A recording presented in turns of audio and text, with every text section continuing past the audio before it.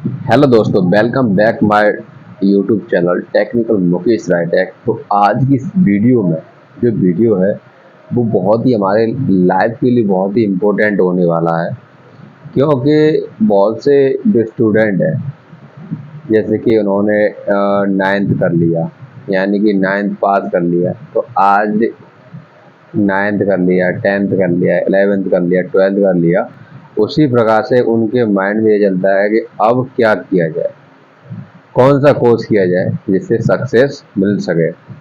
तो सक्सेस मिलने के लिए आपको काफ़ी मेहनत करनी पड़ेगी। मेहनत, बहुत ही मेहनत जब आप लोग करते हैं तभी रंग लाती है मेहनत। अब देखिएगा, टेंथ टेंथ के वजह से अगर आप टेंथ कर लेते हैं तो मतलब हाई स्कूल की परीक्षा को आप पास कर लेते हैं, तो पास करने के बाद आपके लिए क्या क्या ऑप्शंस ओपन हो जाते हैं। तो आप इस वीडियो का टॉपिक ही है कि आप टेंथ और ट्वेल्थ के बाद क्या करें। तो इसमें क्या है कि जैसे आप टेंथ कर लेते हैं, हाई स्कूल कर लेते हैं, तो उसके बाद हमारे पास दो तीन रास्ते खुल जाते हैं। जैसे कि अग्निवीर का, अग्निवीर में क्या है कि मतलब अगर हाई स्कूल पास होंगे तो आप अग्निवीर का भी फॉर्म डाल सकते हैं।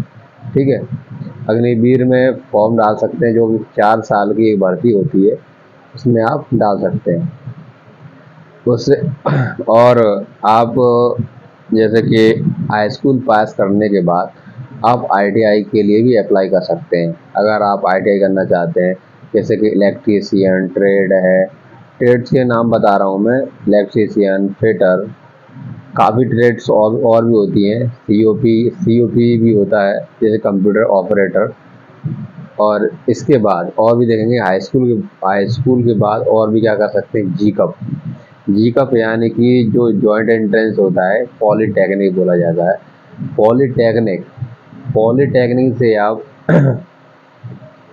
जैसे पॉलीटेक्निक का एंट्रेंस आप डाल सकते हैं। उसमें अप्लाई करने के लिए group A, group B, group C, यानी कि आपको अगर इंजीनियरिंग करना है तो ग्रुप में ए में करिए, अगर आप फार्मेसी वगैरह करना चाहते हैं तो ग्रुप ई में करेंगे अप्लाई। तो आपके लिए ये 3-4 रास्ते यहाँ पर खुल जाते हैं।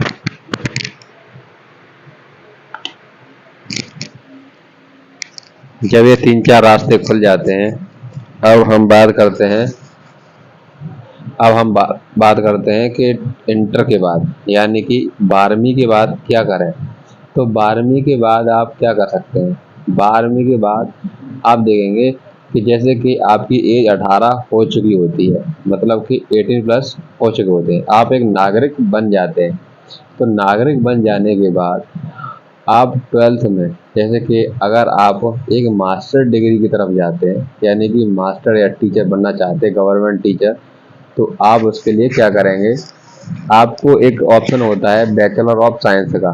ठीक है, बैचलर ऑफ साइंस यानी कि बीएससी बोलते हैं इसे। एक 3 ईयर का कोर्स होता है, उसे आप कर सकते हैं। उसके बाद बीएड कर सकते हैं, उसका एमएड कर सकते हैं, और जैसे बीएड ना करके आप बीटीसी भी कर सकते हैं। ठीक है, जिसे डीएलएड बोला जाता है। तो ये चीज़ें आप करेंगे तो आप मास्टर लाइन में एम और बीएससी के बाद एमएससी भी कर सकते हैं, और बीएड के बाद एमएड भी कर सकते हैं, मास्टर ऑफ एजुकेशन। अब देखेंगे, इधर आ जाते हैं इंजीनियरिंग लाइन में। इंजीनियरिंग लाइन में देखेंगे तो बीटेक आप कर सकते हैं, B Tech bachelor of technology. Bachelor of technology में क्या है कि अलग अलग ट्रेड होती हैं, जैसे कि computer science engineering, electrical engineering, mechanical engineering, काफ़ी इसमें ट्रेड होती है इंजीनियरिंग में। अगर आप इंजीनियरिंग करना चाहते हैं तो आप इससे कर सकते हैं। और हाँ, इंटर के बाद आप जैसे कि जो हाई स्कूल से 3 ईयर का डिप्लोमा होता है पॉलीटेक्निक, वो आप 2 साल में कर सकते हैं, क्योंकि इंटर से हमें एक लेटरल एंट्री मिल जाती है, जिससे कि लेटरल एंट्री मिलने से हमारी 1 साल कम बच जाती है, और हम उसे जल्द से जल्द पूरा कर सकते हैं। ठीक है, अब इसमें इंटर के बाद और भी क्या कर सकते हैं, जैसे कि हमको डॉक्टर बनना है, या फिर डॉक्टर बनना है, तो डॉक्टर बनने के लिए आपको क्या करना पड़ेगा, आप एक एंट्रेंस डाल सकते हैं। एंट्रेंस होता है जो एक जिसमें बोला जाता है, एक एंट्रेंस होता है डॉक्टरी वाला, वो आपको डालना पड़ता है, तो उसके 3,000 रुपये फीस होती है। ठीक है, अब उसमें क्या है कि आप इंट्रेंस को पास कर लेते हैं तो आपको गवर्नमेंट कॉलेज मिल जाते हैं, ठीक है, गवर्नमेंट कॉलेज मिल जाते हैं जिससे कि आप अपनी पढ़ाई को कंटिन्यू कर सकते हैं। और फीस भी उसमें कम लगता है, फीस भी उसमें ज़्यादा नहीं लगेगा। और इसी प्रकार से अगर आप इंटर के बाद अगर इंजीनियरिंग करना चाहते हैं तो इंजीनियरिंग में क्या है कि आपको इंजीनियरिंग में आपको एक CUET का एक ऑनलाइन फॉर्म होता है, उसको भरना पड़ता है एंट्रेंस के लिए। अगर आप एंट्रेंस को क्लियर कर लेते हैं तो आप आसानी से गवर्नमेंट कॉलेज में पढ़ सकते हैं किसी भी ट्रेड को लेकर। उसी प्रकार से आपको भरना है जिसमें आप उसको इंटरेस्ट रखते हैं। इंटर के बाद और भी क्या कर सकते हैं आप, जैसे डॉक्टर का है, BSc नर्सिंग कर सकते हैं। BSc नर्सिंग का बोला जाता है, मैंने आपको पहले नहीं बताया था कि BSc नर्सिंग के लिए भर सकते हैं डॉक्टरी का, ठीक है, डॉक्टरी लाइन में, जिससे कि आप एक डॉक्टर बन सकते हैं। डॉक्टर लाइन में आपको BSc नर्सिंग कर लेंगे जो 4 साल का कोर्स होता है। और छोटे मोटे एक जैसे कि GNM ANM, और GNM ANM भी कर सकते हैं, या आप डी फार्मा भी कर सकते हैं। डी फार्मा भी कर सकते हैं, जैसे कि डॉक्टर ऑफ फार्मेसी, ना सॉरी, डी फार्मा का होता है डी फार्मा, डी फार्मा कर सकते हैं, बी फार्मा भी कर सकते हैं इंटर के बाद।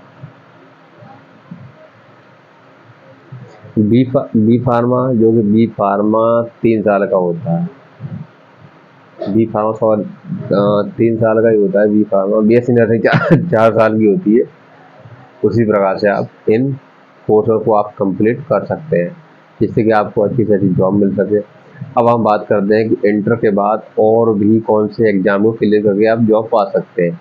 तो नेक्स्ट बात है ये कि जैसे कि हम बात करें गवर्नमेंट एग्ज़ाम की, तो गवर्नमेंट एग्ज़ाम में जो भी 18+ होती है वैकेंसी सभी आ जाती है, जैसे रेलवे है और SSC है, यानी स्टाफ सिलेक्शन कमीशन, और रेलवे ग्रुप डी का, और उसमें SSR का काफ़ी आते रहते हैं। वो आपको फॉर्म की जो वैकेंसी की डिटेल जब तक हमारे चैनल पर बने रहेंगे तो आपको मिलती रहेगी, कोई दिक्कत नहीं है।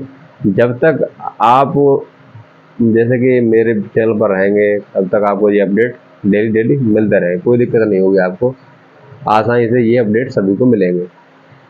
अब बात करते हैं, अगली बात है कि हम इंटर के बाद और भी क्या सकते। गवर्नमेंट एग्ज़ाम की मैंने बात की थी, गवर्नमेंट एग्ज़ाम काफ़ी सारे रहते हैं। जैसे कि अभी चल रहा है बिहार कांस्टेबल का, तो बिहार कांस्टेबल में भी सही है क्योंकि उसमें 100 में से आपको 30 नंबर लाने हैं, यानी कि 100 में से आपको 30 लाना है। और उसमें रनिंग भी सही है, हाइट भी सही है, तो 165 है। ये सभी चीज़ें उसमें क्लियरली है। अब बात आती है कि एग्ज़ाम कैसे क्लियर करें। तो एग्ज़ाम क्लियर करने के लिए आपको देखिए प्रॉपर नोट्स बनाना चाहिए। प्रॉपर नोट्स बनाएंगे और वो लगातार आपको रिवीजन करते रहना है, क्योंकि वो चीज़ें हमेशा माइंड में ही रहें। अब बहुत ऐसे कि एग्ज़ाम में जनरल नॉलेज है, करंट अफेयर है, और बहुत सी चीज़ रीजनिंग वगैरह, इनको आप अगर रिवीजन नहीं करेंगे तो आप भूल भी सकते हैं, क्योंकि काफ़ी चीज़ें बहुत ही टिपिकली आती हैं, क्योंकि हार्ड चीज़ें हैं, सभी चीज़ हार्ड आती है। कोई मतलब कंपटीशन ज़्यादा हो चुका है, आपको भी ये चीज़ें पता होंगी। आपने भी काफ़ी एग्ज़ाम भी दिए होंगे, और जैसे जो भी वीडियो देख रहे हैं उनको भी ये बताना चाहता हूँ कि भाई क्या है कि एग्ज़ाम कंपटीशन ज़्यादा है, तो इसलिए ज़्यादा से ज़्यादा बहुत ही अच्छी एकदम तैयारी करें जिससे कि आपको सक्सेस मिल सके। और अपना मेन चीज़ क्या होती है कि आपको टाइम शेड्यूल बना लेना है। टाइम शेड्यूल के भाई हमको इतने घंटे ये करना है, इतने घंटे ये करना है। ये 24 घंटे का होता है, तो 24 घंटे में जैसे कि आपको जैसे खाने खाने का, पीने का, सोने का, पढ़ने का, रिवीजन करने का, उसको सुनने का, ठीक है, काफ़ी अलग अलग आपको उससे कर दें। सब्जेक्ट बाई सब्जेक्ट 2-2 घंटे, 1-1 घंटे, जो इतना भी टाइम आप चाहते हैं, जैसे जो भी चीज़ कम आती है तो उसको हमें ज़्यादा पढ़ना चाहिए। ज़्यादा पढ़ेंगे तो आपको क्लियरली वो चीज़ें आ जाएंगी।